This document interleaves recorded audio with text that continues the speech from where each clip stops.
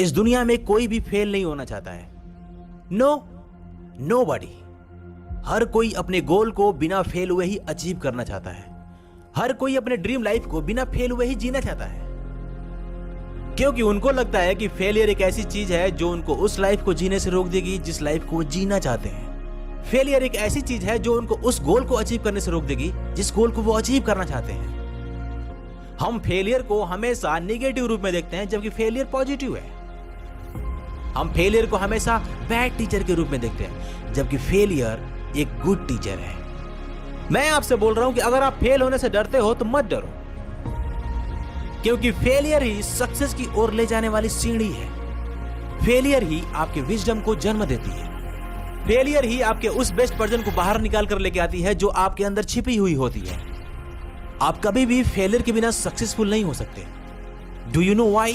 Because failure is a wonderful teacher. कुछ भी सीखने का तरीका फेलियर ही है। फेलियर ही सक्सेसफुल बनने का एक प्रोसेस है। इसलिए आगे बढ़ते रहो और फेल होने से मत डरो।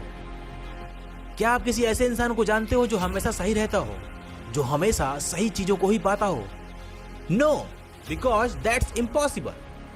सो आपको फेल होना चाहिए, यहां तक कि फेल होने पर आपको खुश भी होना चाहिए, क्योंकि फैक्ट की बात यह है कि आप जितनी बार भी फेल होते हो उतना ही स्टेप सफलता के करीब जाते हो। जब आप सिर्फ ये सोच लेते हो कि मैं फेल हुआ तो क्या हुआ, मैं दोबारा कोशिश करूंगा, मैं फेल हो गया तो क्या हुआ, मैं दोबारा कोशिश करूंगा, तो आप ऐसे में अपने माइंड को स्ट्रांग और खुद को अनस्टॉपेबल बनाते हो।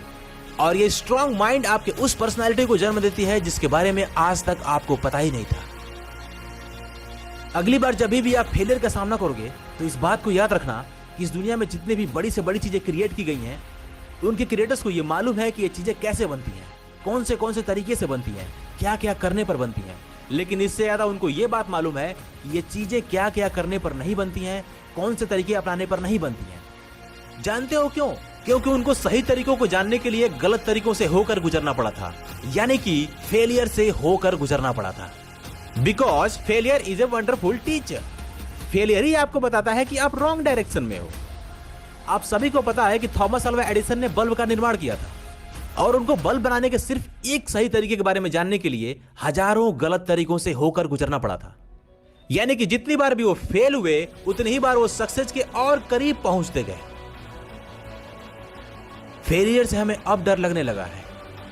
जब हम छोटे थे तो हमें फेलियर से डर नहीं लगता था। जब हम छोटे थे तो हम साइकिल चलाना सीखते थे। हम फेल होते थे again and again and again.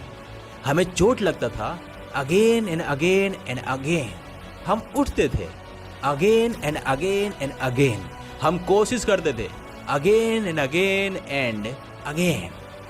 दिन बीतता था, सप्ताह बीतता था, महीना बीतता था, लेकिन हम तब तक ट्राई करते थे जब तक कि हम साइकिल चलाना सीख नहीं जाते थे। लेकिन जब हम बड़े होने लगे तो हम कमजोर हो गए, हम सॉफ्ट हो गए।